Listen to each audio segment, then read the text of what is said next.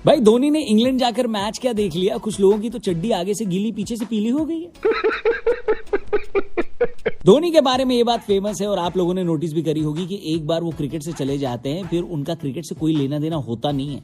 इस वजह से जब धोनी इंग्लैंड में चल रही T20 सीरीज के आखिरी मैच में और फिर वनडे सीरीज में भी दिखाई दिए तो कई लोगों को दाल में काला नहीं बल्कि पूरी दाल ही काली दिख रही है। कई लोगों ने तो ये भी समझ लिया है कि महेंद्र सिंह धोनी को बीसीसीआई जानबूझकर इंडियन टीम के मैच में इन्वॉल्व कर रही है क्योंकि 2027 वर्ल्ड कप में टीम मैनेजमेंट ने उनको शामिल करने का प्लान शायद बना लिया हो। जिनको कलेश पसंद है वो ये बात सुनकर खुश हो गए कि भाई एक बार फिर से कोहली, धोनी और गौतम गंभीर ड्रेसिंग रूम शेयर करेंगे।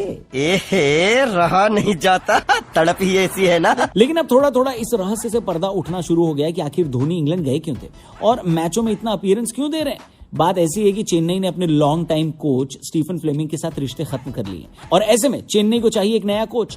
अब धोनी फैंस को तो ये लग रहा था कि धोनी भाई टीम के कोच खुद ही बन जाएं, लेकिन ऐसा होने नहीं वाला। चेन्नई को चाहिए एक ऐसा कोच जो चेन्नई के अलावा टेक्सास सुपर किंग्स और जोहान्सबर्ग सुपर किंग्स की भी कोचिंग कर सके और अपना टाइम उन्हें दे सके।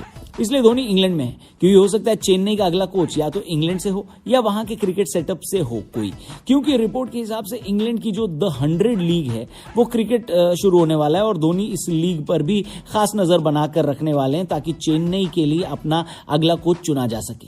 कौन हो सकता है चेन्नई के लिए अगला कोच? आइए हम आपको कुछ ऑप्शंस इस वीडियो में बताएंगे जिसका नाम सोशल मीडिया पर निकल कर आ रहा है। वीडियो पसंद आए तो चैनल को सब्सक्राइब करना और ये अपने दोस्तों से भी वीडियो जरूर शेयर करना। शुरू करते हैं। ऑप्शन नंबर 1 है अश्विन।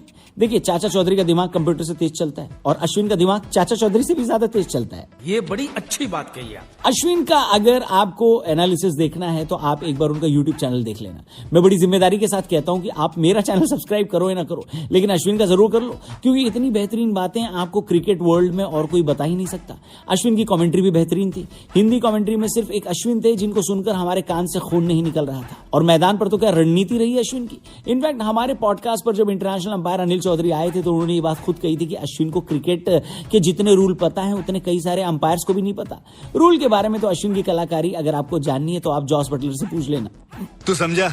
हाँ नहीं, तू समझा नहीं। अश्विन का चेन्नई कनेक्शन भी है। उनकी पहली आईपीएल टीम चेन्नई थी और इस वजह से सोशल मीडिया को लगता है कि तुरंत से पहले सीएसके को अश्विन को साइन कर लेना चाहिए क्योंकि ग्राउंड के बाहर जो स्ट्रैटेजी बनाई जाएगी वो अश्विन से बेटर कोई नहीं बना सकता। उनको डोमेस्टिक की भी समझ बहुत अच्छी है और दुनिया भर में जहां क्रिकेट हो रहा है अश्विन उसे देखते भी हैं। यानी आपके लिए खाली एक कोच नहीं, स्काउट का भी काम वो कर सकते हैं। फिलहाल ऑप्शन नंबर 2 के बारे में हम लोग बात कर लेते हैं जो मेरे हिसाब से चेन्नई इस टाइम युद्ध स्तर पर सोच रही होगी। वो है एक और पूर्व चेन्नई के खिलाड़ी और हाल ही में इंग्लैंड क्रिकेट टीम की कोचिंग छोड़कर बेरोजगार हुए ब्रैंडन मैकुलम। ब्रैंडन मैकुलम के साथ 2-3 पॉजिटिव पॉइंट है। एक तो चेन्नई सुपर किंग्स के लिए उन्होंने बढ़िया काम किया है, इस टीम को वो अच्छे से जानते हैं। दूसरा ये कि उनका आईपीएल में भी कोचिंग एक्सपीरियंस है, कोलकाता की टीम की वो कोचिंग कर चुके हैं।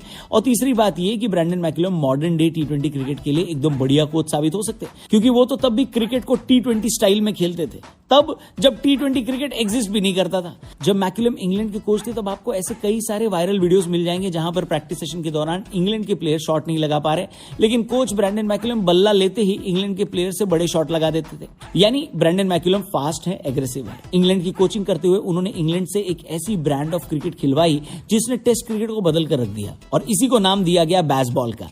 जी हां, अब आप समझ लो कि जो आदमी टेस्ट क्रिकेट में तेजी लाकर दिखा दे वो T20 क्रिकेट में क्या करेगा। मुझे तो लगता है चेन्नई उनके नाम पर ऑलरेडी विचार कर रही होगी। क्या लगता है आपको? आप कमेंट करके बताना। हम बात करते हैं तीसरे ऑप्शन की।